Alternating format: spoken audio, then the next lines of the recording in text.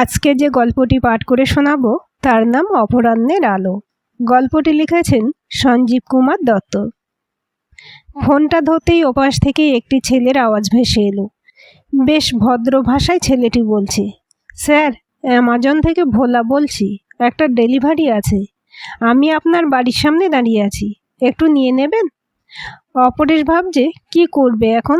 সুমিত্রা তো একটু আগেই বাথরুমে গেল, স্নান সেরে বেরোতে সময় লাগবে। ততক্ষণ তো আর ওকে দাঁড় করিয়ে রাখা যাবে না। চেঁচিয়ে জিজ্ঞেস করলো, সুমি, অ্যামাজনে অর্ডার দেওয়া ছিল নাকি? হ্যাঁ হ্যাঁ ছিল, ডেলিভারি দিতে এলে নিয়ে নাও। তোমার কি বেরোতে দেরি হবে?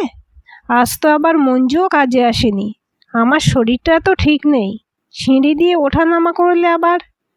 আমার অন্তত 10-15 মিনিট লাগবে, ততক্ষণ তো আর দাঁড়াবে না। তুমি বরং একটু কষ্ট করে নিচে গিয়ে নিয়ে নাও না, সাবধানে রেলিং ধরে যাও। ফোনটা ধরাই ছিল, একটু অপেক্ষা করতে বলে চাবিটা নিয়ে ধীরে ধীরে নিচে গিয়ে দরজা খোলে অপরেশ। ওটিপি দিয়ে প্যাকেটটা নিয়ে পিছনে ঘুরতেই মাথাটা চক্কর দিয়ে উঠল, চোখ মুখে অন্ধকার লাগছে। হাত থেকে প্যাকেটটা ছিটকে পড়ল সিঁড়ির নিচে। দরজাটা ধরে সামলাতে চেষ্টা করেও পারল না। ভারসাম্য হারিয়ে পাশের দেওয়ালে ধাক্কা খেয়ে মেঝেই পড়ে যাওয়ার ঠিক আগে ভাগ্যিস ছেলেটি ওকে ধরে ফেলল, না হলে আজ একটা বড় বিপদ হতে পারত। অপরেশকে ধরে দেওয়ালে হেলান দিয়ে বসিয়ে দেয় ভোলা। ব্যাগ থেকে জলের বোতল বের করে চোখে মুখে জল ছিটিয়ে দিতেই আস্তে আস্তে চোখ মেলে অপরেশ। গেট ধরে ওঠার চেষ্টা করতেই হাতটা ধরে ভোলা বলে, উঠতে হবে না জেঠু, একটু বসুন, আমি আপনাকে ওপরে দিয়ে আসছি। বাইকটাকে সাইড করে ব্যাগটাকে কাঁধে নিয়ে ফিরে আসে ভোলা। অপরেশের রুগ্ন শীর্ণ ছোটোখাটো শরীরটাকে পাঁজাকোলা করে তুলে নিয়ে দোতলার ডাইনিংয়ে একটা সোফায় বসিয়ে দেয়। টেবিলে রাখা বোতল থেকে এক গ্লাস জল খাইয়ে জিজ্ঞেস করে, এখন ঠিক আছেন তো জেঠু? মাথা ঘুরছে না তো? জেঠিমা নেই ঘরে? বাইরের লোকের কথা শুনে বাথরুম থেকে বেরিয়ে আসে সুমিত্রা। জিজ্ঞেস করে, কি হয়েছে ওর? তুমি কি ডেলিভারি দিতে এসেছিলে? ভোলা পুরো ঘটনাটা বলে জিজ্ঞেস করে, ওনাকে কি কোনো ডাক্তার দেখাতে হবে? যদি বলেন তাহলে আমার বাইকে বসিয়ে দেখিয়ে আনতে পারি। না না, তার দরকার নেই, আমাদের হাউস ফিজিশিয়ান আছেন, ওনার সাথে কথা বলে নেব। তোমাকে অনেক ধন্যবাদ ভাই, সুমিত্রা বলে। ব্যাগটা হাতে নিয়ে সিঁড়ি দিয়ে নামতে নামতে ভোলা বলে, জেঠিমা, মনে হচ্ছে বাড়িতে আপনারা দুজনেই থাকেন, ছেলেমেয়েরা এখানে থাকে না? কোনো উত্তর না পেয়ে আবার বলে, ঠিক আছে জেঠিমা, কোনো দরকার হলে আমাকে বলবেন। আমি এই পাড়াতেই ভাড়া থাকি, ওই লোকনাথ মন্দিরের পাশে, বরেন সাধুকার বাড়িতে। আপনার ফোনে আমার নম্বর তো আছে, রাত বিরেতে দরকার হলে ডেকে নেবেন। সেই প্রথম পরিচয় হয়েছিল ভোলার সাথে। ওর ভদ্র আচরণ আর দায়িত্বশীল কাজকর্মে ধীরে ধীরে সেই পরিচয় নির্ভরতায় পরিণত হলো। কিছুদিন রোজ সকাল বিকেল ঘরে এসে খোঁজ খবর নিত, জিজ্ঞেস করে করে বাজারঘাট করে দিয়ে যেত। এমনকি মঞ্জু না এলে ওর বউ শম্পা ছেলেটাকে কোলে নিয়ে এসে রান্নাবান্না করে দিত, সময়ে সময়ে এসে ওষুধ খাইয়ে দিয়ে যেত। অপরেশ মাঝে মাঝে টাকা পয়সা দিতে চাইলেও নিত না। দুজনেই বলতো, জেঠু জেঠি ডাকলেও আপনারা তো আমাদের বাবা মায়ের মতো, টাকা নেব কেন? সুমিত্রা তবু জোর করে মাঝে মাঝে ওদের ছেলের হাতে কিছু টাকা দিয়ে বলতো, এটা তোমাদের জন্য নয়, আমার নাতিকে দিচ্ছি। খুব অল্পেই খুশি হতো ওরা। টাকাটা নিয়ে দুজনকে প্রণাম করে বাড়ি যেত। ওরা চলে গেলে সুমিত্রা বিড়বিড় করে বলতো, এই জন্যই বলে আপনের চেয়ে পর ভালো। মুচকি হেসে অপরেশ বলতো, পরের লাইনটাও বলো, পরের চেয়ে জঙ্গল ভালো। একদিন সকালে মঞ্জু এসে সুমিত্রাকে দুঃসংবাদটা দিল, কাকিমা, কাল থেকে আমি আর আসতে পারবো না, বৌমার বাচ্চা হয়েছে, ওকে দেখাশোনা করতে হবে। আমি ছাড়া আর কেই বা দেখবে বলো? আগের সপ্তাহ থেকে ছেলে বলে যাচ্ছে, আজ রাগারাগি করেছে। একটু চুপ করে থেকে সুমিত্রা বলে, যদি ছাড়তেই হয় তবে আমাদের জন্য কাউকে ঠিক করে দিয়ে যা, এই বয়সে আমাদের তো করে খাওয়ার ক্ষমতা নেই, তুই তো জানিস সব। আমি আর লোক কোথায় পাবো কাকিমা? তুমি শম্পাকে বলে ওকেই পার্মানেন্ট করে নাও না, ওরা তো একটু দূরেই ভাড়া থাকে, তোমাদের নিচের তলাটা তো ফাঁকা, একটা ঘরে ওদের থাকতে দাও, দেখবে ওরা স্বামী স্ত্রী মিলে তোমাদের সব কাজ করে দেবে। কথাটা সুমিত্রার মনে ধরে, ঠিকই তো বলেছে মঞ্জু। নিচে ওরা থাকলে সারাদিনের কাজকর্ম ছাড়াও রাত বিরেতে বড় ভরসা হবে। এই বয়সে কখন কি হয় কে জানে। তার উপর অপরেশ আবার হার্টের রুগী। গত বছর 2টো স্টেন্ট বসেছে। অপরেশকে রাজি করিয়ে ওদের প্রস্তাব দিতেই এক কথায় রাজি। জিনিসপত্র নিয়ে পরদিনই ওরা এখানে চলে এলো। একটা ঘর, রান্নাঘর আর বাথরুম ওদের জন্য দিয়ে বাকি ঘর দুটোই জিনিসপত্র রেখে তালা দিয়ে দেয় সুমিত্রা। ওরা আসায় জীবনটা অনেক সহজ হয়ে যায় অপরেশদের। বাইরের কাজকর্ম যেমন বাজার করা, ওষুধ আনা, ডাক্তার দেখাতে নিয়ে যাওয়া সব ভোলা করে। আর ঘরের সমস্ত কাজকর্ম একা হাতে শম্পা সামলে নেয়। মঞ্জু চাইতেও অনেক চটপট আর হাসি মুখ। সংসারের প্রত্যেকটা জিনিসের খেয়াল রাখে। দরজা, জানালা, গ্রিল, বাথরুম, রান্নাঘর, সিঁড়ি, ছাদ সব যেন ঝকঝক করছে। সময় মতো খাওয়া দাওয়ার ব্যবস্থা করা, ওষুধ খাওয়ানো, সুমিত্রার হাঁটু দুটোতে দিনে 3বার হট কম্প্রেস করা, মেশিনে জামা কাপড় কেচে শুকিয়ে ভাঁজ করে রাখা, সব কাজ শম্পা নিজের সংসারের মতো 10 হাতে একা সামলায়। সুমিত্রা মনে মনে ভাবে, এই হলো প্রকৃত সংসারী মেয়ে। এই রকম একটা মেয়ে যে সংসারে থাকে সেখানে মা লক্ষ্মী অচলা হয়ে থাকেন। ছেলে বৌমা থাকতেও কখনো এত নিশ্চিন্তে জীবন কাটেনি ওদের। একদিন রাতে শুয়ে শুয়ে অপরেশ বলে, সুমি, আমাদের তো দিন শেষ হয়ে আসছে। তোমার মেয়ে তো অষ্টমঙ্গলার পর সেই যে অস্ট্রেলিয়া গেল, এতদিনে একবারও আসার সময় পায়নি। 2-4 মাসে হয়তো একটা ফোন করে। আর ছেলে তো আরও এক কাঠি সরেস। চাকরি নিয়ে কানাডা যাওয়ার সময় তো বলে গেল এখানে আর ফিরবে না। পিআর ভিসা পেয়ে গেছে। সেসব ভেবে আর কি হবে বলো? বাকি দিন কটা আমাদের নিজেদের মতো করে কাটিয়ে দিতে হবে। চিন্তা হচ্ছে, আমি আগে মরলে তোমার কি হবে? তুমি তো এক গ্লাস জলও গড়িয়ে খেতে পারো না। ভোলারা তো আর সারা জীবন থাকবে না। সেই কথাই তো বলতে চাইছি সুমি। ভোলাদের যদি পার্মানেন্টলি রাখার ব্যবস্থা করি। কিভাবে? ওরা চলে যেতে চাইলে তুমি কি করে আটকাবে? রাস্তা আছে সুমি। যদি ওদের নামে আমাদের সমস্ত সম্পত্তি উইল করে দিই, কন্ডিশন থাকবে যতদিন আমরা বেঁচে থাকবো ততদিন যদি ওরা আমাদের ঠিকমতো দেখাশোনা করে তবে আমাদের দুজনের মৃত্যুর পর সব সম্পত্তির মালিক ওরা হবে। একটু চুপ করে থেকে উল্টো দিকে পাশ ফিরে সুমিত্রা বলে, উইল করার পর যদি আর দেখাশোনা না করে? তাহলে উইল বাতিল করে সব কিছু রামকৃষ্ণ মিশনকে দিয়ে দেব।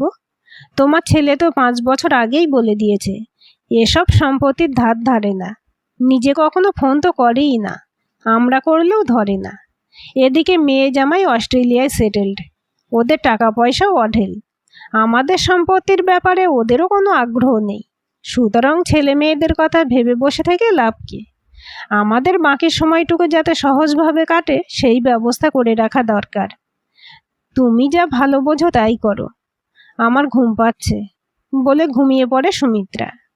পরদিন সকালে ভোলা শম্পাকে ডেকে এই প্রস্তাব দিতেই ভোলা মাথা নেড়ে তীব্র আপত্তি করল। সাপ বলল, না জেঠু, আপনাদের দেখাশোনা করার জন্য কোনো সম্পত্তির দরকার নেই। আপনারা আমাদের বাবা মায়ের মতো। যতদিন থাকবেন ততদিন যতটুকু পারি সেবা করব। তারপর চলে যাব। আমরা খেটে খেতে চাই জেঠু, শুধু আমাদের এইটুকু আশীর্বাদ করবেন। অপরেশ আর সুমিত্রা চোখ চাওয়াচাওয়ি করে। চোখের ভাষায় বলে, এমন মানুষ এখনো আছে? এরকম ছেলে মেয়ে যেন ঘরে ঘরে জন্মায়। কপট রাগ দেখে অপরেশ বলে, তোমরা চুপ করো, তোমাদের কোনো কথা শুনবো না। আমরা কি শুধু নিয়েই যাব? তোমাদের কিছু দেব না? আমি আমার উকিল বন্ধু নিরঞ্জনকে ডেকেছি, তোমাদের সামনেই সব কথাবার্তা হবে।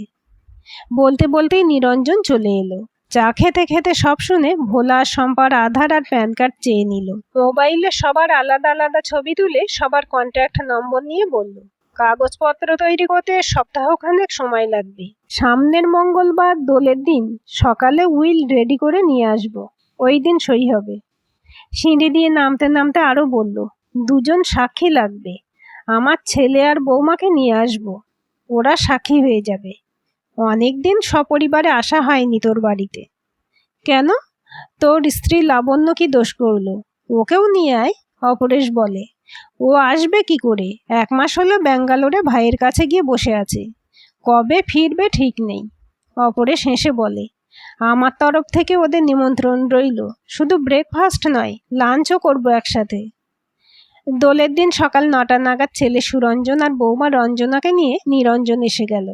ভোলা সেদিন ছুটি নিয়েছে। শম্পার সাথে হাত মিলিয়ে লুচি, আলুর দম আর মিষ্টি দিয়ে প্লেট সাজিয়ে পরিবেশন করেছে। সবাই মিলে হৈ হৈ করে ব্রেকফাস্ট সারা হলো। কফি খাওয়া শেষ হলে ভোলা, শম্পা সবার পায়ে আবির দিয়ে প্রণাম করে আশীর্বাদ নিল। বাচ্চাটাকেও দোলনায় শুয়ে সবার আশীর্বাদ নিল। খুশি হয়ে অপরেশ বলে, বন্ধু, তোর জন্য কতদিন পর বাড়িটা আবার যেন ঝলমলিয়ে উঠেছে। মাঝে মাঝে এরকম চলে আসিস না। তোর ছেলে বৌমাও কিন্তু খুব মিশুকে আর হাসি খুশি। মুচকি হেসে নিরঞ্জন বলে, এখনই এত খুশি হয়ে পড়িস না অপরেশ। কে বন্ধু আর কে ধান্দায় আছে সেটা বোঝা কিন্তু অত সহজ নয়। মুখোশটা না খোলা পর্যন্ত আসল মানুষকে চিনবি কি করে? আজ এখানে অনেক নাটক হবে, চুপ করে শুধু দেখে যা। কাজ করতে করতে কথাটা কানে যেতেই হঠাৎ দাঁড়িয়ে পড়ে ভোলা। হাতের জিনিসপত্রগুলো টেবিলে রেখে দিয়ে, জেঠু, আমি একটু আসছি, স্টোরে যেতেই হবে একবার, তাড়াতাড়ি চলে আসবো। কথা শেষ করে সিঁড়ির দিকে পা বাড়াতেই তড়াক করে উঠে ওর সামনে গিয়ে রাস্তা আটকে দাঁড়ালো সুরঞ্জন। খপ করে একটা হাত ধরে চেপে বলল, কোথাও যেতে পারবি না ভোলা, ওরফে খোকন, ওরফে বাদল, ওরফে আরও বলবো নাকি? গেটের বাইরে পুলিশ দাঁড়িয়ে আছে, চুপ করে বস এখানে, তোর খেলা আজ খতম। এক ঝটকায় হাত ছাড়িয়ে 3তলা সিঁড়ির দিকে দৌড়ে ওঠার চেষ্টা করতেই রিভলভার বের করে ভোলার দিকে তাক করে সুরঞ্জন। ওদিকে শম্পা রান্নাঘর থেকে, ছেড়ে দিন ওকে, ছেড়ে দিন বলে চেঁচাতে চেঁচাতে সবজি কাটা ছুরিটা নিয়ে সুরঞ্জনের দিকে ছুটে যেতেই ঝাঁপিয়ে পড়ে ওর হাত থেকে ছুরিটা কেড়ে নেয় রঞ্জনা। চুলের মুঠি ধরে জোরে কয়েকটা থাপ্পড় মেরে শম্পাকে মেঝেতে ফেলে দেয়। ইতিমধ্যে নিচ থেকে কয়েকজন পুলিশ উঠে এসেছে। ভোলা আর শম্পাকে ওরা অ্যারেস্ট করে নিয়ে চলে গেল। একটু পরে একজন মহিলা পুলিশ এসে বাচ্চাটাকেও নিয়ে গেল। ঘটনার আকস্মিকতায় হতভম্ব হয়ে যায় অপরেশ আর সুমিত্রা। জিজ্ঞেস করে, কি ব্যাপার রে নিরঞ্জন? আমি তো কিছুই বুঝতে পারছি না। কি করেছে ওরা যে পুলিশ ধরে নিয়ে গেল? নিরীহ বাচ্চাটাকে কোথায় নিয়ে গেল? পুলিশকে খবর দিলই বা কে? টেনশন নিস না বন্ধু, সৌভাগ্যবশত আজ তোরা প্রাণে বেঁচে গেলি।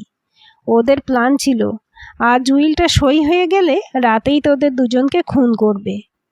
কি বলছিস বন্ধু? ওরা এ কাজ করতো? এটা বিশ্বাস করা কঠিন।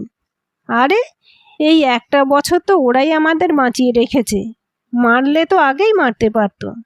উইলটার কথা তো আগে বলিসনি, তাই মারেনি। দেখ, তোরা কত বছর বাঁচবি সেটা তো কেউ জানে না। উইল সই হয়ে যাওয়ার পর ওরা কি অনিশ্চিতকাল অপেক্ষা করবে? তাই আজ রাতে তোদের দুজনকেই এমনভাবে খুন করতো যাতে ওদের কেউ সন্দেহ না করে। কিভাবে? জিজ্ঞেস করে অপরেশ। হয়তো ছাদে ঘুরতে নিয়ে গিয়ে দুজনকেই ধাক্কা মেরে ফেলে দিয়ে বলতো, ছেলে মেয়েরা কেউ দেখে না বলে মনের দুঃখে একসাথে আত্মহত্যা করেছে। হয়তো সিঁড়িতে ধাক্কা মেরে ফেলে দিয়ে বলতো, অসতর্কতার জন্য পড়ে মারা গেছে। আবার হয়তো মুখে বালিশ চাপা দিয়ে মেরে বলতো, কোনো কারণে দম আটকে মারা গেছিস।